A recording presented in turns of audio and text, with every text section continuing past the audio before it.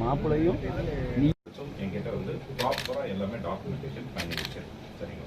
எந்த ஒரு விஷயத்திலும் நாங்கள் வந்து பாரபட்சம் வந்து காட்டல. எல்லாம் பாரபட்சம் இல்லாத ஒரு சட்டப்படியான ஒரு நேர்மையான நடவடிக்கை தான் நாங்கள் எடுத்துருக்கோம் சரிங்களா. அதுக்கான எல்லா ரெக்கார்ட்ஸும் நாங்கள் ஆஸ் பர் லா படி சட்டப்படி நாங்கள் எல்லாமே வச்சிருக்கோம்.